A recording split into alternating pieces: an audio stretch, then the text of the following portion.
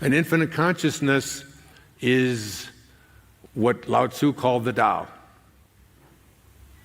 what the Hindus call Brahman, what we call God or divine mind. It is that which always is, always was, and always will be. It is beginningless and endless. Just as space is the closest approximation to understanding this thing called infinite consciousness, which is what you are.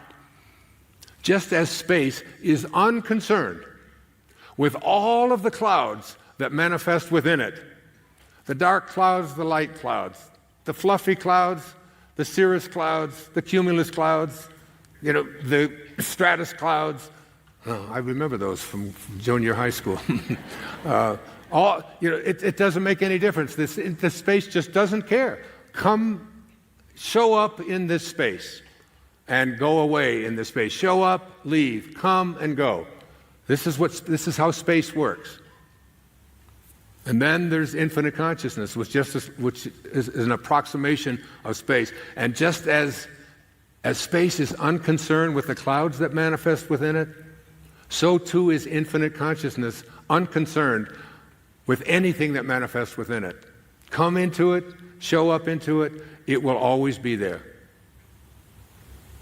And that infinite consciousness is the impersonal life speaking to us, allowing everything to take place in our lives. Every thought that we have, every desire that we have, every burning desire that we have that says, I must be this, I have to go this way. I remember Abraham Maslow speaking to us when I was a young doctoral student, say, self-actualizing people are people who must be what they can be. They must be what they can be. That is, they have something inside of them that the lightness that you feel, the light that you feel, folks, you are light. As I was reading Vasista's Yoga, The Impersonal Life, Larry Dossey's beautiful book called One Mind, studied it, called him up, put him on my radio show so we could talk about this idea of non-local, impersonal life inside, that's in each and every one of us, that we're always connected to, that's always speaking to us, that's always directing us to go one place to another. And then one day in reading I think it was Larry's book, he mentions the life and teachings of the masters of the Far East. 6 volumes, written back in 1894, that took place in 1894. A group of people went to the Himalayas and lived with the masters, people who were considered to be masters, people who had divine consciousness, people who were able to do things that we've never even imagined ourselves doing, people who had these God-realized abilities. And one of the things they say in there is that the actual process of the body is a constant state of just replacing older cells with newer cells.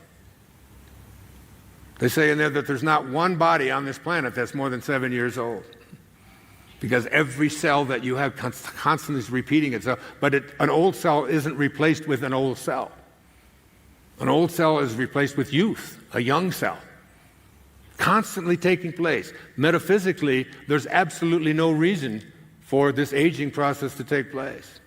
We have new cells, youthful cells, constantly there, but our collective consciousness has said, this is the way it always looks. But these people didn't look that way. I start reading those and studying them and trying to understand them and being wowed and amazed by them.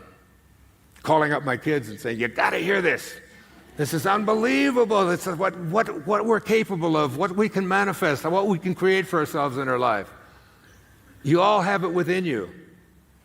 My teacher in India a few years back was asked a question by one of his devotees, where does everything come from? And his response was, where does your question come from?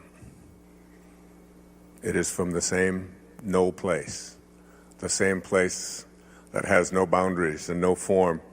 And it is that spiritual element that all things emanate from.